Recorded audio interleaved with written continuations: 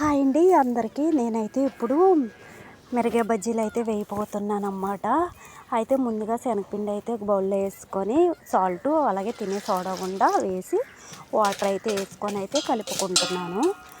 అయితే వాటర్ అయితే కొద్దిగా ఎక్కువైపోయింది. అయితే మళ్ళీ కొట్టు దగ్గరికి వెళ్ళి అయితే కొద్దిగా తీసుకొచ్చాను అన్నమాట.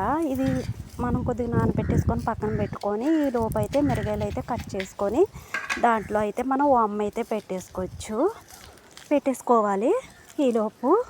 అయితే నేను మొన్న అక్క వాళ్ళ ఇంటికి వెళ్ళి వస్తున్నప్పుడు అయితే ఈ మిరగాయలు అయితే కనిపించాయి అన్నమాట. నాకు మిరగాయ బజ్జీలు అంటే చాలా ఇష్టం అండి. ఎప్పుడు ఎలమంచిలో వెళ్ళినా సరే నేను పక్క ఇవైతే కొని తెచ్చుకుంటాను. నాకు అంత ఇష్టము మిరగాయ బజ్జీ అంటే.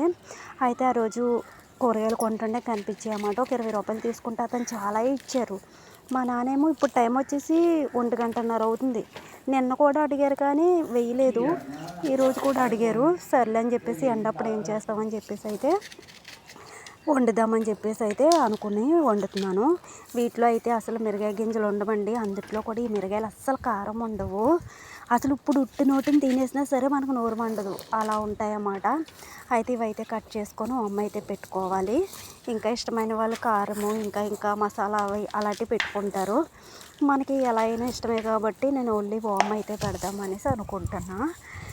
అయితే నాకు అనిపిస్తుంది ఎవరైనా వండి పెడితే బాగుండు, తిందును, ఎలా వండి పెట్టినా పర్లేదు తిందాము అనిపిస్తుంది. మా నాన్న ఏది వండినా సరే ఏదో ఒక వంక చెప్తాడు. ఎప్పుడు కూడా నేను మిరగాయ బజ్జీ అలాగే పకోడీ, ఉల్లిపాయ పకోడీ ఇవైతే చాలా బాగా చేస్తాను. అయినా సరే గట్టుకుంది, మెత్తగుంది, సాగుతుంది, లాగుతుంది అని ఏదో ఒక వంక పెడుతూనే ఉంటాడండి. అయితే ఒక 7 మిరగాయలు అయితే తీసుకొని చేస్తున్నాను. ఎందుకంటే నాకు గ్యాస్ట్రిక్ కదా. అయితే నేను తక్కువ తింటా అన్నమాట. అయితే పిండి అయితే పలసగా అయిపోయింది. అయితే మళ్ళీ 10 రూపాయలు తెచ్చి అయితే కలిపి అయితే పెడుతున్నమాట. ఫస్ట్ అయితే 2 మిరగాయలు ముంచి అయితే వేసాను కానీ అసలు అయితే అంటుకోలేదు. మనం నిజాలే మాట్లాడుకోవాలి కదా. అయితే మళ్ళీ వెళ్ళి తెచ్చి కలిపిన తర్వాత అయితే ఈ మిరగాయలు చూడండి అసలు పిండి అనేది అంటుకోలేదు. అసలు మనం 2 స్టెప్స్గా వేయించుకొని వేసుకున్నా పర్లేదు, బాగుంటుంది. బజ్జీ అనేది ముద్దగా వస్తుంది అన్నమాట, బాగుంటుంది.